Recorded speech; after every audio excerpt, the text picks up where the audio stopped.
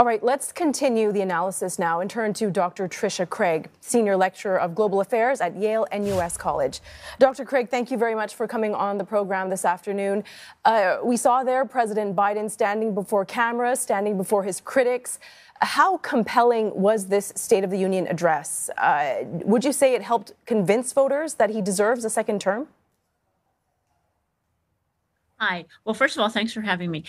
It was a very energetic speech. And, I think this really was clearly a campaign speech. This is one of the latest State of the Union addresses that we've had. It's after Super Tuesday, when we know that the last remaining contender outside of Donald Trump has dropped out, so that it will be a rematch between Biden and Trump. And so that was his goal here, to convince the voters.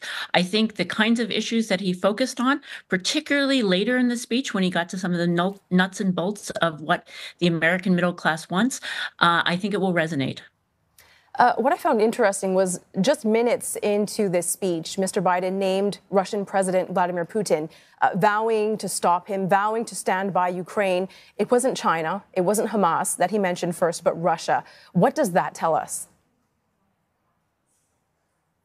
I think one of the things that it's doing is really setting up what Biden has always been talking about in terms of the competition, in a way, between democracy and autocracy. One of the things that allows him to do is sort of set out his vision of America as a just democratic nation, but it also plays to his foreign policy strengths in building a coalition against what he sees as global tyranny. And I think for him, Russia and its sort of incursions, not just into Ukraine, but as he said, his view is that they will not stop at Ukraine.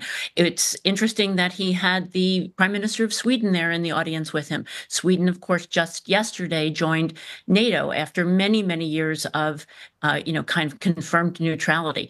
And the Prime Minister brought that application forward when Putin invaded Ukraine. So I think the issue with Putin is very much about both preserving the U.S.'s role as the kind of defender of democracy around the world. Americans, they have a lot on their minds ahead of this election. There's immigration, crime, deficits. Biden also, as we talked about, mentioned democracy and international conflicts. What is your assessment of his policy priorities and the details that he furnished?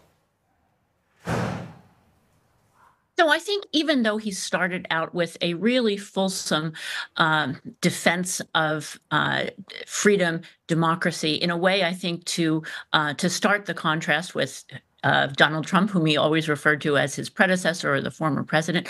But I think the middle of the speech is really the kind of nitty-gritty that he will focus on and that he has to focus on in order to bring not just Democrats out to vote, but the sort of undecided middle. And they're focusing on things like the costs of prescription drugs, bringing down inflation, helping out with things like mortgages, the kinds of things that Americans are really worried about. I think one of the things that has sort of flummoxed a lot of commentators is the U.S. economy, by many, many measures, is doing really well, better than many of our allies and competitors. And yet that is not really resonating with American voters, right? There's a sense that inflation is high, that things are not going well, despite high employment rates, despite higher wages. And so I think he really needs to focus on some real policies, because I think what people are worried about is not so much maybe that, milk costs more than it did 6 months ago, but what the future looks like, and particularly what people's children's future looks like. And so I think some of the measures that Biden is talking about is trying to address that somewhat unstated concern. President Biden's 81 years old, and we know questions about his age and his mental fitness have dogged him for some time now. And he tried to paint his age as an advantage in the address, saying, look, I've been around a while. I know the American story. Did his address help quiet the critics at all when it comes to his age? Look, there's really not a lot he can say to quiet the real critics of it, because in fact he is extremely old. However, I think two things. One is that particularly the sort of way he came out swinging. And also, I think the enthusiasm and just sort of rowdiness, good rowdiness of his Democratic colleagues helped sort of project a real sense of energy. I think in some ways it's less about his actual age than, is he energetic enough? Is he up to the really grueling task of being president? And so I think one of the goals of this speech was to show that kind of energy. But to the point about his actual age, yes, he did need to address it. I was waiting for it, and it did come at the end.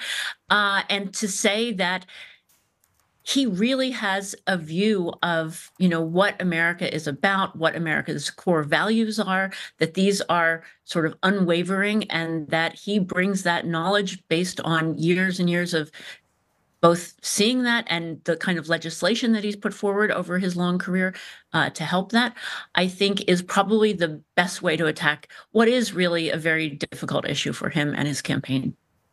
I was watching the clock, and Israel was only mentioned towards the end, only about an hour in, with Biden saying Israel must do its part. Humanitarian assistance cannot be a bargaining chip in this situation.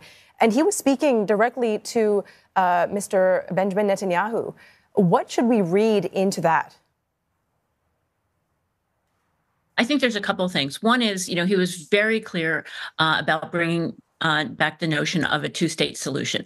This is not something that is on Netanyahu's agenda for the moment. So I think sort of putting that front and center is putting Netanyahu on notice. I think it's also, though, important that he was speaking to his party. By a 2-to-1 margin, Democrats feel that the Palestinians are in a worse position than the Israelis. So he's really playing, or he's really running a kind of very narrow path between his party and his own, support for Israel. So I think talking about the temporary port that's going to be built, bringing humanitarian aid in, saying to Israel, as you point out, that humanitarian aid cannot be a bargaining chip. It's both talking to Netanyahu, but it's also talking to members of his own party who really want to see the suffering of the Palestinians alleviated. We have to talk about Trump. Mr. Biden didn't name Mr. Trump directly, but he did take aim at him, referencing, his predecessor, saying, quote, "Some other people my age see a different American story, one of resentment, revenge, retribution." How effective is this bashing or this narrative around Trump? Is it getting old? Is it effective anymore? Well, I think one of the things that has played well in the past, and so his advisors are, I think, going to continue that playbook, is the sort of talking about January 6th as a time when American democracy was under attack. But I think when you look at all of the things that he mentioned with Trump, not just freedom and democracy, January 6th, but Roe v. Wade. One of the things that we saw in the chamber was all of the women in the Democratic, Democratic legislatures had on white. That's for reproductive rights. This is clearly going to be a big issue in the campaign. It's something that is essential to get that very important group of suburban women who are a key demographic and who sort of straddle both the Democrats and Republicans, and are a lot of them are independents. I think talking about Trump's $2 trillion tax cut, again, really comparing Trump unfavorably to Biden in the sense of, he's sort of giving this image of Trump is in it for the fat cats, not for regular Americans. And then, of course, this issue of we are a country that is united in our diversity, and that is a view that he sees former President Trump as rejecting. So I think on a lot of these different issues, he is giving us a preview of what the campaign is going to look like. Yesterday, we spoke to an analyst who said, if you think about it, Biden has never really made a case to the American public about his foreign aid objectives. Why Americans need to support or spend in the Asia Pacific, in Israel, in Ukraine. What do you think after hearing this address? Well, I think one of the things with respect to Ukraine that was interesting is that although we didn't see any Republicans kind of jumping up and applauding at anything, I think that Ukraine is one of the areas where there certainly is support, declining perhaps, but still a measure of support for aid to Ukraine amongst Republicans. In fact, you did see Speaker of the House Mike Johnson applauding and at some point standing up for that. When it comes to China, I think the again here the contrast with former President Trump was instructive, and I think the kinds of issues that Biden was talking about with respect to China are themes that came out of his meeting with Xi in San Francisco late last year. You know, how do we yes, compete with China, but do it in a way that is not destructive to either country and also not bad for the world. So I think in terms of his foreign policy objectives, what he is showing here is his ability to lead different kinds of coalitions to respond to needs in the world. So he mentioned, not by name, but the Quad, for example. He talked about India, Australia, and Japan, and then also talked about other countries in the Indo-Pacific. Dr. Craig, we have less than a minute left, but I want your thoughts on what's next. We know Nikki Haley has dropped out of the race, so it looks like a Biden-Trump showdown is likely. How is Biden going to ride the momentum from here? I think we will see in the coming days him really kicking into gear, talking about reproductive rights for women, for example. There have been a couple of, he mentioned a lot about IVF. There was a court case or a decision recently that made the status of IVF in some states very unclear. I think we will see a lot more about the kinds of plans that he has in terms of lowering taxes for the middle class, raising them for wealthy and corporations. So I think what we're going to see Dr. is more Craig, actual policies. Thank you very much. Sorry to interrupt you. Thank you very much for your insights and for talking us through that. Dr. Trisha Craig from Singapore's Yale-NUS College.